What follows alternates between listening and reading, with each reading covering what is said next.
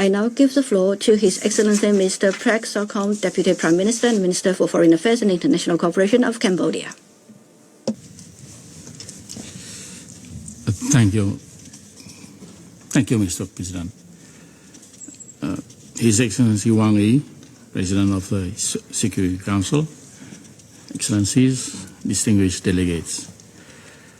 At the outset, I extend my sincere congratulations to the People's Republic of China on its presidency of the Security Council and thank His Excellency Mr. Wang Yi for convening this timely high-level debate on a topic of profound importance to international peace, sustainable development, and collective security at a time of growing global uncertainty, turbulences, and transformations.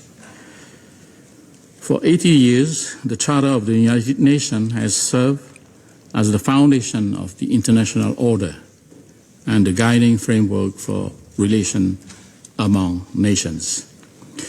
Its fundamental principles summarize equality of states, respect for independence and territorial integrity, the peaceful settlement of disputes, and the refraining from the threat or use of force remain indispensable for maintaining international peace, security, stability, and justice. Today, however, these principles are increasingly under strain. The world continues to face armed conflict, geopolitical tensions, economic fragmentation, and declining trust among nations. At the same time, climate change, food and energy insecurity, pandemics, cyber threats, and transnational crimes continue to pose serious challenges, particularly for developing countries.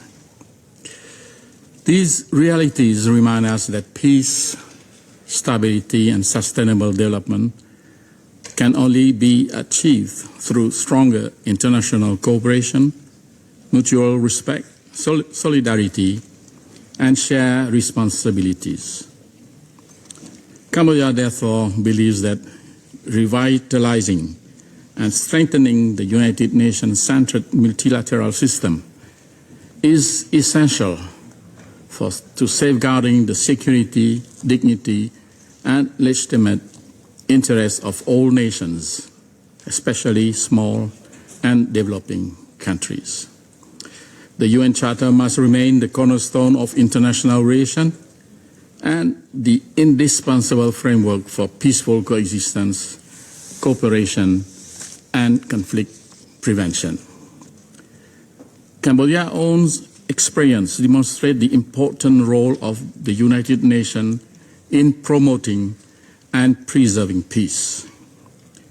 In the early 90s, UNTAC, or the UN Transitional Authority in Cambodia, played a vital role in supporting Cambodia's peace process, national reconciliation, and recovery.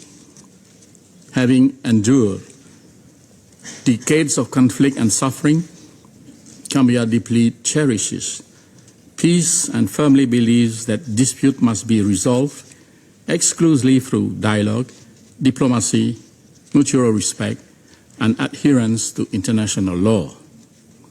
In this spirit, Cambodia sincerely appreciates the support of the international community for the ceasefire and the peaceful settlement of dispute between Cambodia and Thailand, in accordance with international law and the principle of the UN Charter.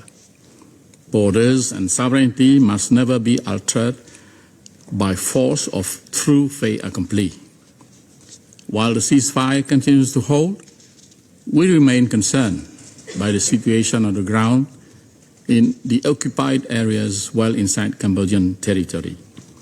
Therefore, the ceasefire and peace agreement between the two countries, particularly the joint statement of the 27 December 2025, need to be fully, effectively, and urgently implemented in their entirety.